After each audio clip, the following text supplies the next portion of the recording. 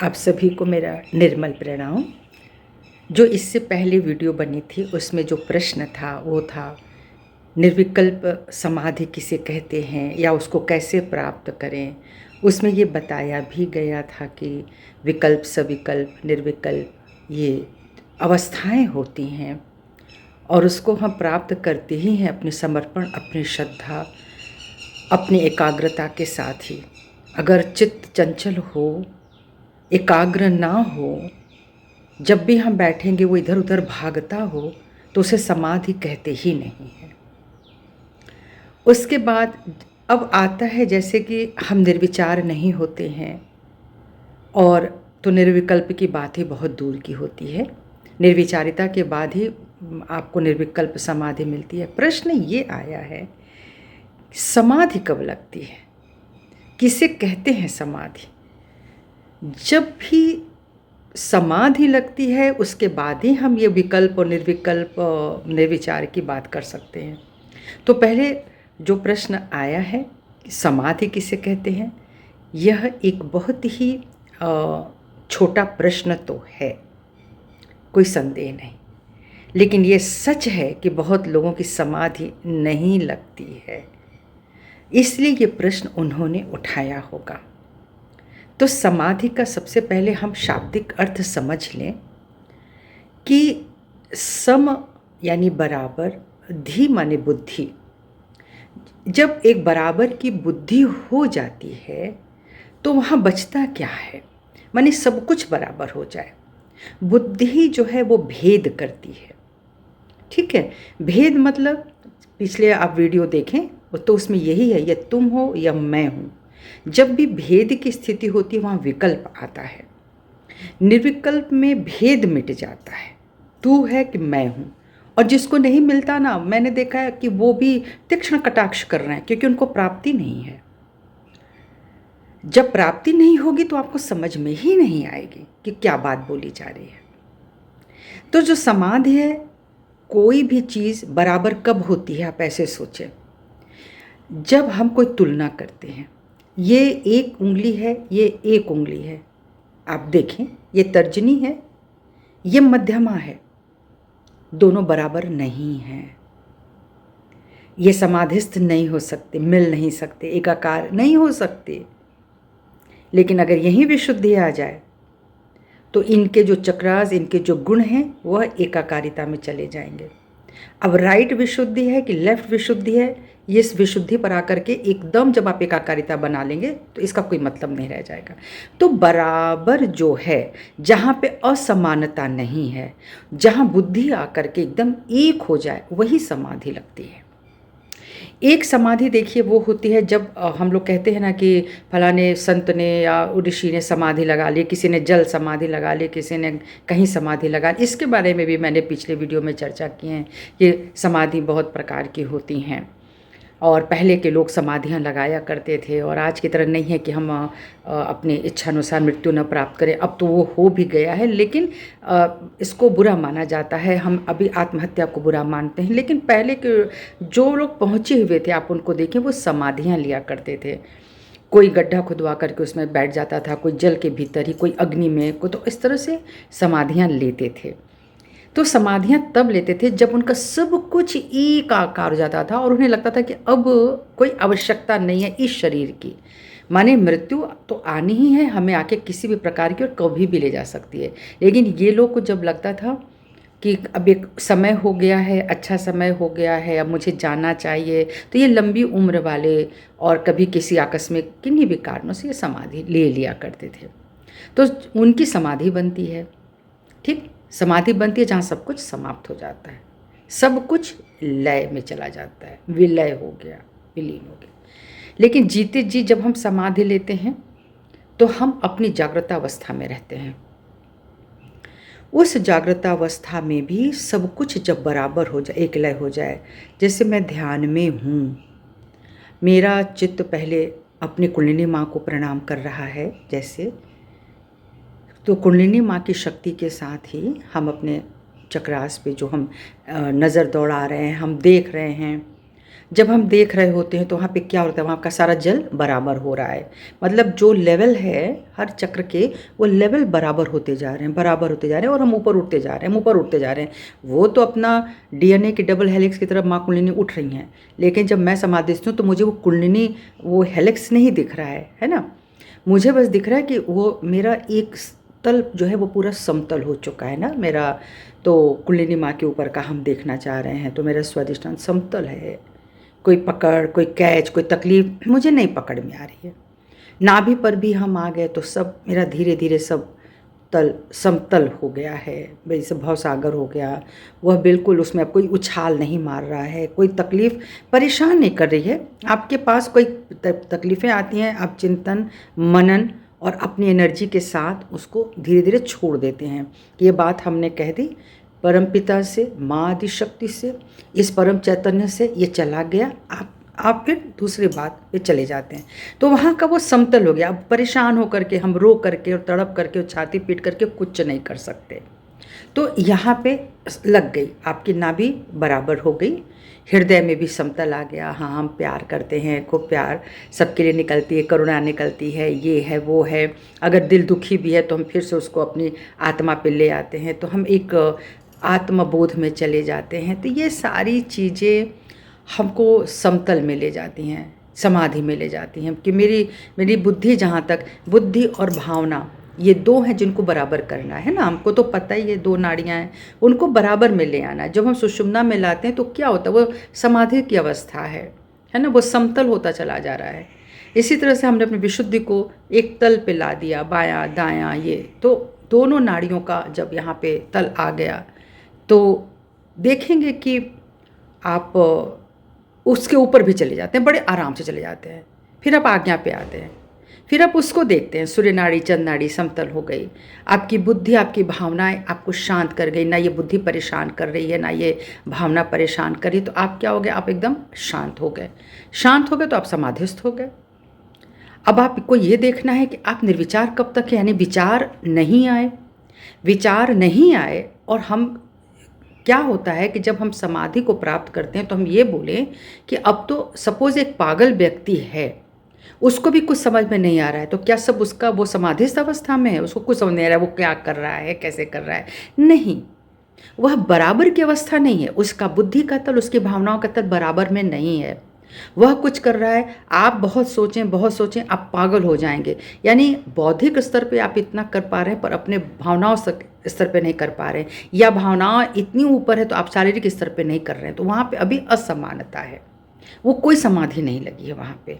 लेकिन जब आप अपनी आज्ञा पे समाधिस्थ हो जाते हैं, सूर्य चंद्र को बराबर कर लेते हैं, भूत भविष्य की कल्पना से ऊपर आप प्रेजेंट में आ जाते हैं, तब आप एक जागृत व्यक्ति हैं। यानी आंखें बंद करके भी, न विचार करके भी आप सतर्क हैं। आपको पता है हम कर रहे हैं, शरीर से नहीं, मन से नहीं, बुद्धि से नहीं। तो यह जो अकर्म है ना, यह बहुत बड़ी चीज़ होती है। इसी को अकर्मण्य कहते हैं। आप समाधिस्थ हो जाएं, आप अकर्मण्य हो जाएं, आप कुछ भी नहीं करें, आप चुपचाप जब बैठ गए हैं तब भी आप जागृत अवस्था में हैं, आपको सेंसेस हैं, आपको पता है कि आप क्या कर रहे हैं, आप कहाँ बैठे हैं, कैसे बैठे हैं, शांत बैठे हैं। तो पूरा जो परम चैतन्य है, जो उसकी एकाकारिता है, वो केवल आप लपेट रहे हैं, क्योंकि वो तो चल रही है ना। और जिसको बोलते हैं कि परम चैतन्य का जो मूवमेंट होता है वो एक जिगजैग मूवमेंट होता है, ठीक है, जिसको हम बोलते हैं ब्राउनियन मूवमेंट होता है। तो ये सब चीज़ें जो हैं वो जो कामों के आकार का सब कुछ है, जो परम चेतन फैले हुए हैं, जिनको आप देख सकते हैं, तो उनके में एक तरह का आपस में एक तो वो सब संदेश मेरे यहाँ पर ले आते हैं, वो मेरे भीतर के संदेश को बाहर ले जाते हैं। तो ये है समाधि की अवस्था, जहाँ सब कुछ बराबर हो गया, अब यहाँ भेद नहीं होता है। ये है समाधि की अवस्था। और जब समाधिस्थ हो जाते हैं, जैसे कह दिया निर्विचार, तो वहाँ पे कोई विचार नहीं है, अविचार है, आ रहा है जा रहा है। मैं साक्षी अवस्था हूँ, मुझे कोई फ़र्क नहीं पड़ा है, ठीक है भाई तुम भी आए तुम भी चले गए, मैं शांत बैठी हूँ। तो मेरा जो बुद्धि है वो कोई रिएक्ट नहीं कर रहा है, मेरी भावनाएं वहाँ पे रिएक्ट नहीं कर रही हैं, मेरी नाड़ियाँ शांत पड़ी हैं, वो चुपचाप दृष्टा अवस्था में वो देख रही। ये भी समाधिस्थ, ये समाधि की अवस्था है, अपने में इंसान लीन हो गया है, सब फिल्म चल रही है, मुझे बाहर से कोई मतलब नहीं है, लेकिन मैं हैरान नहीं, मैं परेशान नहीं हूँ। मुझ में शांति है, मुझ में आत्मा की प्रसन्नता है, मैं महसूस कर रही हूँ। और अब तो सहयोगी अपने हाथों पर महसूस कर रहे हैं, सिर के ऊपर महसूस कर रहे हैं, पूरे अंग प्रत्यंग में महसूस कर रहे हैं। वह है समाधि की अवस्था। तो इसको कैसे प्राप्त करेंगे? जाहिर है कि रोज़ आप ध्यान करेंगे, बैठेंगे, आप सुबह का ध्यान करेंगे जहाँ पे आपके वातावरण में बहुत हलचल नहीं होती है, अभी चिड़ियाएँ भी शायद नहीं उड़ती हैं, और जब आप वहाँ चुपचाप बैठ जाते हैं तो आपकी सुनी जाती है। आप, क्योंकि कोई शोर ही नहीं है, वो वेवलेंथ्स नहीं है जो जाकर के एक दूसरे से टकरा जाए। तो क्या होता है, सब कुछ, ये सुबह का जो वातावरण होता है ये बहुत ही, जिसको हम खाली कहते हैं बाकी और साउंड से और लाइट्स और सब चीज़ों से, तो जब ये लाइट वेव साउंड्स बहुत ज़्यादा जब नहीं आती हैं तो आपको एक शांति मिलती है, और आप वहाँ पे चुपचाप अपनी बात कह भी सकते हैं, और जो बात ऊपर से उतर रही है उसे आप सुन भी सकते हैं। तो देखिए, ये तो अभ्यास है, ये तो करना ही पड़ेगा। ये सोचें कि हम एकदम उठ करके आराम से अपनी इच्छा से उठ जाएं और अपनी इच्छा से सब काम कर लें और परम चैतन्य आपको सुनता रहे, देखता रहे, तो वो तो नहीं होगा। बात वही आगे कनेक्टिविटी बनानी है, मेहनत करेगी। जी मेरा मन नहीं लगता, एक बार नहीं लगेगा, दो बार नहीं लगेगा, तुम्हारी मजबूरी होगी कि तुम्हारा मन लगेगा। तुम्हारी तकलीफ़ें इतनी बड़ी हो जाएंगी कि तुम्हारा मन लगेगा। तुमको सोचना पड़ेगा कि जो हमारी तकलीफ, जो परेशानियां हमारी हैं, वह ध्यान अगर करने बैठ जाऊं तो वो धीरे धीरे कटेंगी। ये जो बाधाएं हैं वो कटेंगी, लेकिन हमें रोज़ उसको काटना है। तो इस तरह से कि मेरा मन नहीं लगता तो मन पे नहीं जाना। अगर मन आपका बढ़ गया तो भी आपकी समाधि नहीं है, आपकी बहुत बुद्धि चलने लगी तो भी आपकी समाधि नहीं है। तो समाधिस्थ के लिए हमको दोनों को समतल करना पड़ेगा। उसी को कहा जाता है सुषुम्ना पर आ जाइए, सुषुम्ना पर समाधि लगेगी। कुछ तो छोड़ने आना ही होगा परमात्मा पे। हर परेशानी आपकी अपनी नहीं हो सकती है, कुछ तो परेशान परमात्मा भी होते हैं, और ये सच है। किसी ने बोला, श्री माता जी की एक घटना है कि आपसे ज़्यादा प्रभु परेशान होते हैं आपके लिए, आप इतना क्यों सोचते हैं? मत परेशान होइए, उनको भी परेशानी होती है। आप विश्वास करें, आप उनके बच्चे हैं। अगर आप अपने को उनका बच्चा मानते हैं तो वह परम पिता है, वह सोचेंगे, वह सही दिशा देंगे। गैप होता है, समय लगता है, लेकिन वो सब मिलता है। तो ये न कहें कि मेरा ध्यान में मन नहीं लगता, इसका मतलब आपको अपने माता पर, अपने पिता पर, परमेश्वरी पर, परम पिता पर विश्वास नहीं। आप उनको किसी भी रूप में पूजते हो भाइयों बहनों, किसी भी रूप में। जरूरी नहीं कि आप कोई एक ही शक्ति के रूप में पूज रहे हो, आप विभिन्न स्वरूप भी लेते हैं प्रभु का, तो एक ही होता है, एक ही हो जाता है। तो अंततः हम सब शक्ति को ही मानते हैं। आप श्री विष्णु जी की बात करेंगे तो श्री विष्णु शक्ति को भी आप मानेंगे, यानी माँ लक्ष्मी को भी मानेंगे। आप शिव जी की बात करेंगे तो आप शक्ति माँ को भी मानेंगे। तो इस तरह से हम जिसकी भी बात करते हैं, प्रभु श्री राम की भी बात करेंगे तो हम माँ सिया से उनको अलग नहीं कर सकते। हमारा देखने का नज़रिया अलग हो सकता है, पर वो कभी भी अलग नहीं होते हैं।